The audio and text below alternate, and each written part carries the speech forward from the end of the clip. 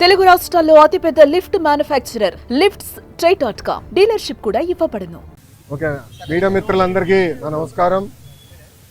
2019లో blue media పత్రిక సాక్షి నా పైన ఒక ఆర్టికల్ వేస్తాం జరిగింది. దాంట్లో ప్రధానంగా నేను మంత్రిగా ఉన్నప్పుడు విశాఖపట్నానికి అనేక సార్లు వచ్చాను. లాంజ్లో నా పైన దాదాపు 25 లక్షల రూపాయలు ఆనాటి తెలుగుదేశం పార్టీ ప్రభుత్వం ఖర్చు పెట్టిందనే వార్త వేస్తాం జరిగింది. అప్పుడే నేను లీగల్ నోటీస్ కూడా జారీ చేశాను. మీరు క్షమాపణ చెప్పాలి, నేను ఎక్కడ ఆధారాలు లేవు, రాజ్యాంగం చాలా స్పష్టంగా ఆధారాలతో ప్రింట్ చేయాలి అని చెప్తుంది. అంతేగాని ఆధారాలు లేకుండా ప్రింట్ చేస్తే అది డిఫమేటరీ నేచర్ అని చాలా స్పష్టంగా చెప్తుంది.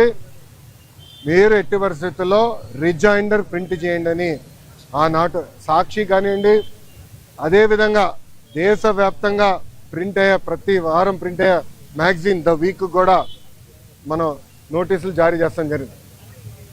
ద వీక్ అవుతే ఇమీడియట్గా మా దగ్గరకు ఉన్న సమాచారం కరెక్ట్ కాదు, మీరు చెప్పిందే కరెక్టు, మేము రిజైండర్ ప్రింట్ చేస్తామని వాళ్ళు చాలా స్పష్టంగా ప్రింట్ చేస్తాం జరిగింది. కానీ బ్లూ మీడియా గురించి మీకు బాగా తెలుసు. తప్పుడు వార్త పదే పదే రాసి అది నిజం చేయాలని ప్రయత్నిస్తుంది.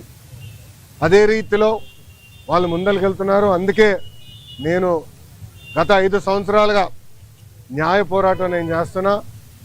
ఇది 4వ వాయిదా. ఎన్నిసార్లే నేను వస్తాను, ఎందుకంటే నిజం నా వైపు ఉంది. గతంలో కూడా మీకు చెప్పాను. ఈ రోజు కూడా మంత్రి హోదాలో నేను వచ్చినప్పుడు పార్టీ ఆఫీసులో బస్సులో పడుకొని సొంత భోజనం నేను తింటున్నా తప్ప ప్రభుత్వం దగ్గర నుంచి కనీసం ఒక్క వాటర్ బాటిల్ కూడా నేను తీసుకోవట్లేదు. నేను ఇక్కడికి వచ్చిన వాహనం కూడా నా సొంత వాహనం, దాంట్లో డీజిల్ కూడా పోసుకుని నా సొంత నిధులతో, ఎక్కడ ప్రభుత్వం పైన ఆధారపడకూడదని మా తల్లి భువనేశ్వరి గారు నాకు చిన్నప్పుడు నేర్పించారు. అదే రీతిలో ముందరకెళ్తున్నా. ఎట్టి పరిస్థితుల్లో ఈ కేసు నేను లాజికల్ ఎండ్కి తీసుకెళ్తాను. ఎన్నిసార్లు వాయిదాలు వేసినా నాకు ఇబ్బంది లేదు, ఎన్నిసార్లు రమ్మన్నా నాకు ఎలాంటి మొహమాటం లేదు. ఎందుకంటే నేను తప్పు చేయలేదు. నిజం గెలిచడానికి కొంచెం ఆలస్యమైనా నిజం గెలుస్తుందని బలంగా నమ్మే వ్యక్తిని. గతంలో కూడా నేను చూశాను, నాకు నేను కట్టుబడి ఉంటా. ఇప్పుడు మీడియా మిత్రులు కానీ ప్రశ్న ఉంటే సమాధానం చెప్పిన సిద్ధం. అవును సార్, అవును సార్.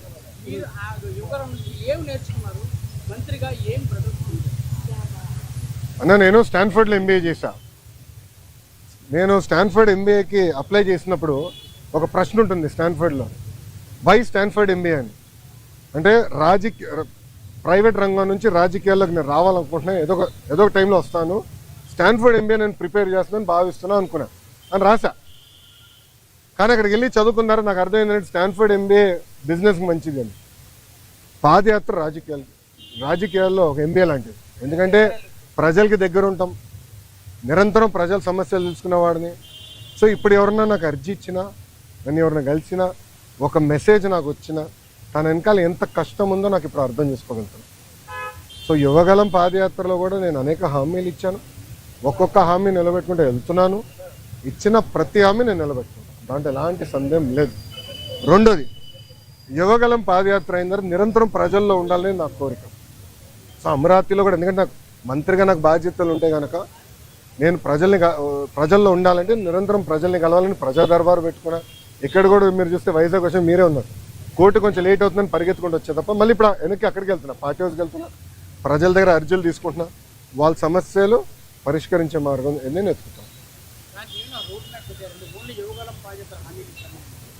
ఆల్రెడీ మేము రాసుకున్నాము, అది సంబంధించిన మంత్రులందరి దగ్గర పంపించాను.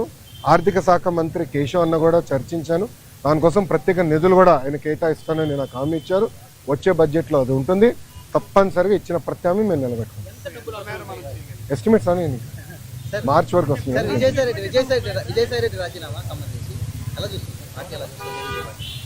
ఏ పార్టీ? వైకాపానా తెలుగుదేశం పార్టీ.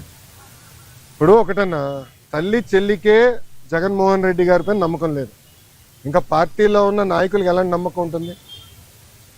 నేను ఎప్పటి నుంచో చెప్తున్నా వైకాపా నాయకులు, డబ్బుల కోసం పార్టీనే అమ్మేస్తాడు ఈయన అని. ఇప్పుడు అది నిజం అవుతుంది కదా. ఒక్కొక్కరు రాజీనామా చేసుకుంటూ వెళ్తున్నారు. సుమన్ టీవీలో మీ పర్సనల్ అండ్ బిజినెస్ ప్రమోషన్స్ కోసం కింది నెంబర్కి కాంటాక్ట్ చేయండి.